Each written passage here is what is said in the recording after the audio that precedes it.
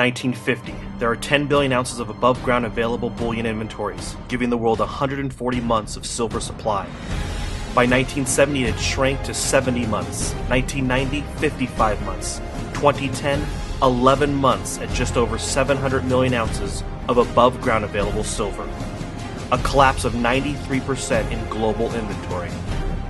Yet demand continues to surge. Despite all the new silver mined, the world has consumed so much silver in the last 50 years. The last time above-ground inventory was this low was 1300 AD, and the consumption and uses for silver is accelerating. In 1999, 100 million ounces of silver went to electronics.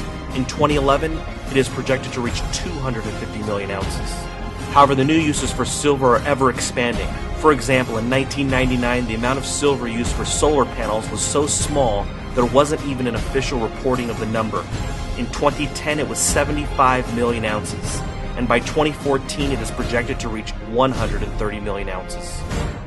Investment demand is also on the rise. In fact, in 2010, the U.S. Mint sold 35 million American Eagles, which means that the 4.8% of silver mined in 2010 went to create a single coin. The odds of these coins being melted down are next to zero, as this is the most popular coin in the world. So it is safe to say the silver that was used for these coins is just as gone as the 50 cents worth of silver in your cell phone. As the Fed prints and investors begin to flood into the money of gentlemen, relative to the amount of fiat currency, there isn't a lot of silver to go around.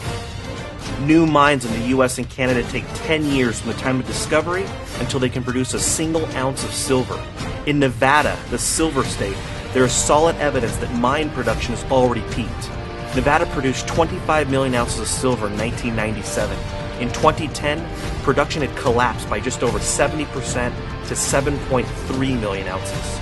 According to the research done by SRS Rocco report titled Peak Silver, of the top 8 silver-producing states in the U.S., all have peaked in production, despite all of our new technologies that have helped us extract the metal.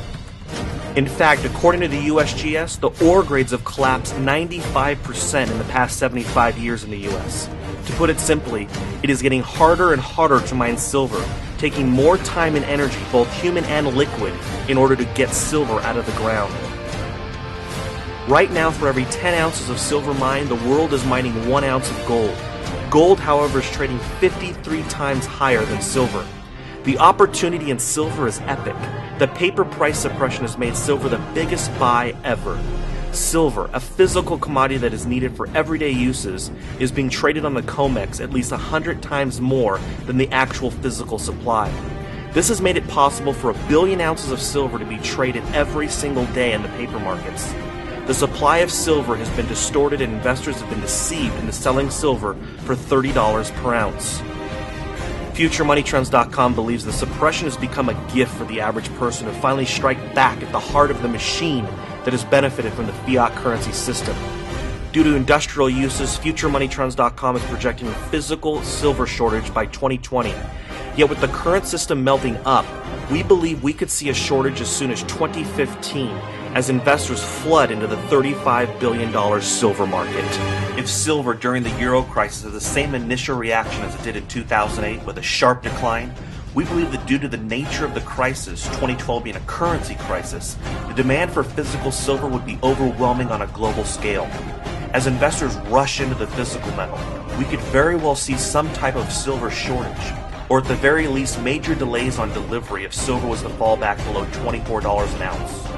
We are not saying that it is, but if silver was to pull back, all hell could break loose in the physical market.